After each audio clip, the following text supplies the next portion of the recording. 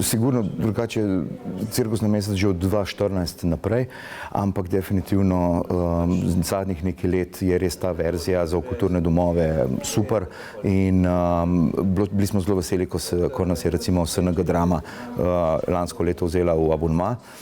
in od takrat naprej praktično ni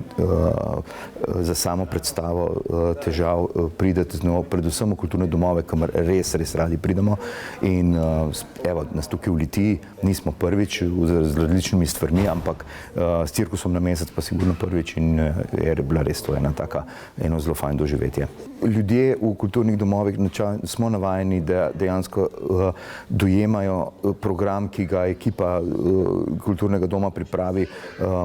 cenijo, kaj pride v njihovo mesto, da ni vsaka taka zadeva dostopna samo v Ljubljani, ampak da dejansko se tudi potrudimo, adaptiramo, kulturni dom, da more čisto vsak biti toliko velik, kot je, ne vem, Cankarjev dom, ampak da se pa take stvari super pripraviti in litijska izkušnja je, tako kot vsaka litijska izkušnja do zdaj, fantastična. Nam je že to zanimivo, da je vsak oder čisto drugačen, eno drugega. Ta je malo manjši, ampak je zelo prisrčen, tako da smo ga v bistvu zelo zapomnili, veliko nas je bilo gor in nam pol to da tak občutek polnosti, da nas je več, da je bolj živahno, pa tudi publika je bila zelo luštna, zanimiva, reagirala je, kar nekako normalno pričakujemo, ni pa zmeri tako da nam da to še dodaten zagon, en tak push. Posebnosti so te pravzaprav, da niso samo enoplastne točke, ampak res naši artisti pa artistke so iz vseh